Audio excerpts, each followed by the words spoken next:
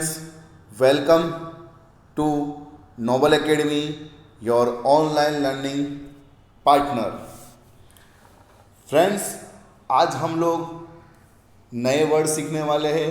सारे के सारे वर्ड असेट्स के रिगार्डिंग है। ठीक है, असेट्स असेट्स यानी क्या? पहले तो आपके माइंड में सर असेट्स क्या है? तो असेट्स हम किसे कहते हैं?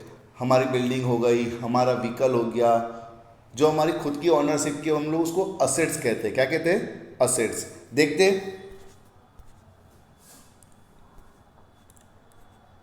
असेट्स,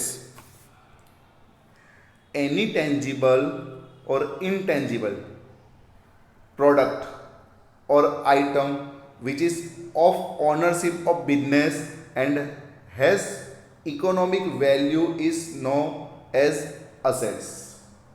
ठीक है फ्रेंड्स, असेट्स को हम सिंप्लीफाई में समझते हैं जो हमारे बिजनेस की ऑनरशिप की है, बिजनेस की ऑनरशिप की है और उसकी वैल्यू है मार्केट में, इकोनॉमी वैल्यू है, यानी मनी में वैल्यू है उसकी। ठीक है, चाहे वो टेंजिबल हो या इनटेंजिबल हो, उसे हम क्या कहेंगे? असेट्स कहेंगे। ठीक है फ्रेंड्स, वापस से मैं रिपीट कर रहा हूं, जो आइटम या प्रोडक्ट टेंजिबल है या इनटेंजिबल है, वो बिजनेस की ऑनरशिप की है। किसकी है? बिजनेस की ऑनरशिप की, और उसकी मार्केट में वैल्यू है, इकोनॉमी वैल्यू जिसे कहा जाएगा, तो उसे हम क्या कहेंगे? असेट्स। और असेट्स सुन के ही आपके माइंड में बंगलो, फर्नीचर, कार, ये सब आता होगा, तो वो सबको असेट्स ही कहा जाता है, बट वो हमारी ऑनरशिप की होनी चाहिए। ठीक है, अब इसी में हम लोग आगे देखेंगे type of assets. Non current assets, current assets, fictitious assets. अब नॉन करंट में भी दो पार्ट है, टेंजिबल और इनटेंजिबल। तो आपको टाइप ऑफ एसेट्स याद होने चाहिए। टाइप ऑफ एसेट्स 3 है, non current assets, current assets और फिक्टिशियस असेट्स। और नॉन करंट असेट्स में 2 पार्ट है, टेंजिबल असेट्स और इनटेंजिबल असेट्स। ठीक है, अब हम लोग आगे देखते हैं नॉन करंट असेट्स। तो नॉन करंट असेट्स के बारे में हम लोग पढ़ते हैं पहले। The asset whose time of duration is more than 1 year called non-current assets. अब हम लोग इसको सिंप्लीफाई में समझे कि जो असेट्स हमारे पास 1 ईयर से ज़्यादा वक्त के लिए, मोर देन 1 ईयर, तो हम लोग कौन सा असेट्स बोलेंगे? Non current assets. मोर देन 1 ईयर, जो असेट्स हमारे पास मोर देन 1 ईयर से ज़्यादा वक्त के लिए है, वक्त के से है, तो उसे हम क्या कहेंगे? Non current assets. अब नॉन करंट असेट्स में 2 पार्ट है, टेंजिबल असेट्स। अब टेंजिबल असेट्स में हम लोग क्या लेंगे? फर्स्ट, लैंड और बिल्डिंग, फर्नीचर, प्लांट और मशीनरी, स्पेलिंग रॉन्ग हो गया है, प्लांट और मशीनरी, व्हीकल। तो ये सब हमारी कौन सी एसेट्स है? टेंजिबल। टेंजिबल असेट्स किसे कहा जाता है? जिसे हम लोग देख सकते हैं और टच भी कर सकते हैं, तो वो कौन सी असेट्स है? टेंजिबल असेट्स है। टेंजिबल असेट्स कौन सी है? Land, building, furniture, plant, vehicle, ठीक है, ईटीसी वगैरह बहुत सारी हो सकती है। अब हम लोग देखेंगे इनटेंजिबल असेट्स। अब इनटेंजिबल असेट्स हम किसे कहेंगे? जिसे हम लोग देख भी नहीं सकते और टच भी नहीं कर सकते, उसे हम क्या कहेंगे? Intangible assets. फ्रेंड्स, यहां पर आप ध्यान से सुनना इनटेंजिबल असेट्स के बारे में। गुडविल। सिर्फ गुडविल क्या है? तो गुडविल शो करती है मार्केट में आवर रेप्यूटेशन, हमारे बिजनेस की रेप्यूटेशन शो करती है, उसे हम क्या कहते हैं? गुडविल। क्या कहेंगे हम लोग? गुडविल। वो दिखाई नहीं देती, पर मार्केट में जो हमारी रेप्यूटेशन होती है उसकी भी एक वैल्यू होती है। ठीक है, इसीलिए हम इसको क्या बोलते हैं? Intangible assets. तो गुडविल को हम लोग सिंप्लीफाई लैंग्वेज में क्या समझेंगे?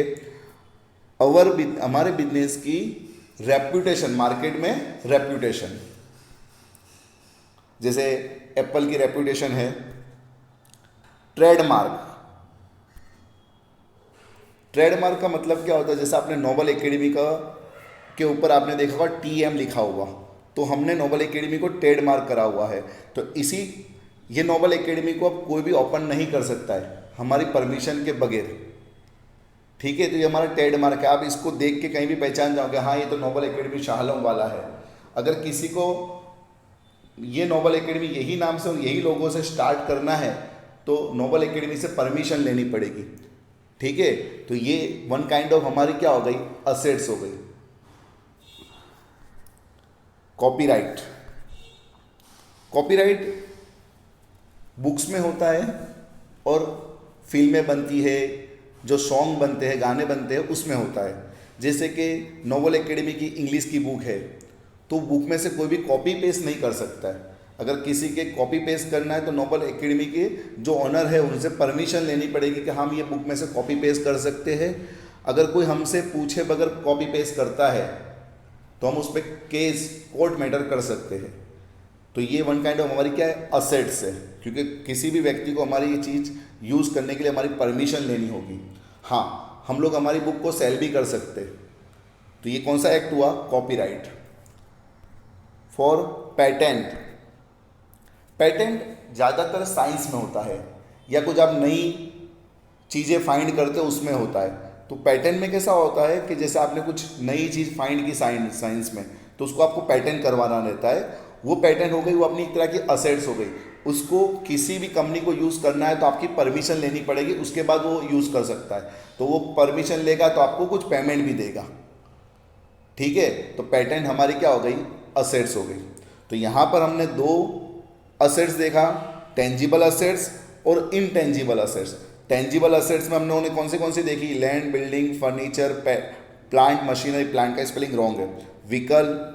और इनटेंजिबल असेट्स में हमने क्या देखा, गुडविल, ट्रेडमार्क, कॉपीराइट और पेटेंट। नेक्स्ट करंट असेट्स हम लोग देखेंगे। अब हम लोगों ने नॉन करंट असेट्स में क्या देखा था कि टाइम पीरियड 1 साल से ज़्यादा हो। तो यहाँ पर देखिए, the assets whose time of duration is less than 1 year. तो यहाँ पर जो टाइम पीरियड है वो 1 ईयर से कम होगा तो उसे हम कौन सी असेट्स कहेंगे, करंट असेट्स।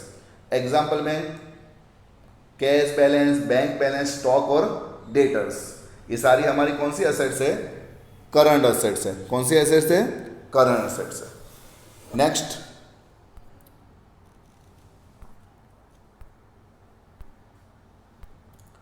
Fictitious assets. तो फिक्टिशियस असेट्स के बारे में हम लोग सिंप्लीफाइड लैंग्वेज में समझते हैं कि ऐसा एक्सपेंस का डेबिट बैलेंस होता है। सर कैसे डेबिट बैलेंस होता है, वो हम लोग नेक्स्ट सीखेंगे, डेबिट कैसे और क्रेडिट कैसे होता है। अभी आप लोग याद रखना कि अपने असेट्स का डेबिट बैलेंस होता है और एक्सपेंस का भी डेबिट बैलेंस होता है। हम लोग ऐसे एक्सपेंस के बारे में बात कर रहे हैं जो 1 ईयर से ज़्यादा टाइम पीरियड के लिए हो, तो उसे हम लोग क्या बोलेंगे, फिक्टिशियस असेट्स। क्या बोलेंगे हम लोग, फिक्टिशियस असेट्स। अब हम लोग पढ़ते हैं यहाँ पे, the benefit of revenue expense. Revenue expense का मतलब होता है कि रेगुलर बेसिस पे जो एक्सपेंस होता है उसको हम लोग रेवेन्यू एक्सपेंस बोलते हैं। Which are the receive from more than 1 year, such expense is called fictitious assets और डिफर रेवेन्यू एक्सपेंस। यानी जो एक्सपेंस 1 ईयर से ज़्यादा टाइम पीरियड के लिए अगर हम लोग कर देते हैं, ठीक है, तो उसे हम क्या कहेंगे, fictitious assets. Primary assets, profit and primary assets नहीं, प्राइमरी एक्सपेंस है, मिस्टेक से हो गया है। Profit and loss, debit balance. अब हम लोग एग्जाम्पल डिस्काउंट और इश्यू ऑफ शेयर डिबेंचर, तो आपको कंफ्यूजन होगी कि सर शेयर वगैरह क्या है, तो इसे भी हम लोग आगे देखेंगे, क्योंकि आप लोग समझो स्टैंडर्ड 1 पढ़ रहे हैं, 11 नहीं है, क्योंकि आप नया सब्जेक्ट है कॉमर्स में, वो भी अकाउंट, तो सारे वर्ड धीरे धीरे आपको समझ में आएंगे। हम लोग प्राइमरी एक्सपेंस के बारे में देखते हैं। जब हम लोग बिजनेस लास्ट वाला देखते हैं हम लोग, the expense which is done on starting the business is called primary expense. Preliminary expense क्या होता है, उसको प्राइमरी एक्सपेंस भी बोल सकते हैं। प्रिलिमिनरी एक्सपेंस ऐसा होता है कि आपने जब बिजनेस ओपन करते हो आपको लीगल डॉक्यूमेंट्स बनाने रहते हैं, तो आप लीगल डॉक्यूमेंट्स बना लेते हो तो वो आपका एक्सपेंस है, बट वो आपको बेनिफिट मेनी ईयर्स तक आपको देता है। तो इसीलिए हम लोग प्रिलिमिनरी एक्सपेंस या प्राइमरी एक्सपेंस को हम लोग क्या बोलेंगे, फिक्टिशियस असेट्स। फिक्टिशियस असेट का एक सिंप्लीफाई है कि ऐसा एक्सपेंस जो 1 ईयर से ज़्यादा टाइम पीरियड के लिए हमें बेनिफिट दे, उसे हम क्या कहेंगे, फिक्टिशियस असेट्स। ठीक है friends.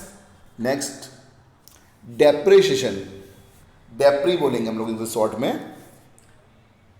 Every year value of asset in reduce by the certain rate, amount which is the reduced is called as a depression. ठीक है। असेट्स, आपको पता होगा कोई भी असेट्स जो होगी लैंड और बिल्डिंग को छोड़ के, एक्सपेक्ट लैंड और बिल्डिंग को, कोई भी असेट्स की value time to time reduce होती जाती है। क्या होती जाती है, रिड्यूस होती जाती है। फॉर एग्जांपल आपने बाइक परचेज की है 50,000 की, 2 साल आपने यूज़ की, उसके बाद आप उसको सेल करने जाओगे तो आपको 50,000 नहीं मिलेंगे, 35,000 या 40,000। क्यों ऐसा होता है, क्योंकि आपने 2 ईयर्स उसको क्या किया, यूज़ किया। क्या किया आपने, उसको यूज़ किया। तो होता है ऐसा है कि असेट्स को यूज़ करने के रीज़न से, असेट्स को यूज़ करने के रीज़न से उसकी वैल्यू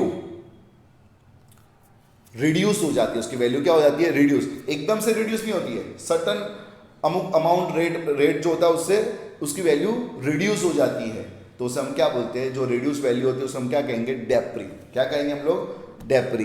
क्योंकि कोई भी असेट्स होगी, जो भी असेट्स होगी उसको हम लोग यूज़ करते हैं। यूज़ करने से क्या होती है, उसकी वैल्यू क्या होती है, रिड्यूस हो जाती है। तो जो वैल्यू रिड्यूस हो जाती है उसे हम क्या कहेंगे, डेप्री।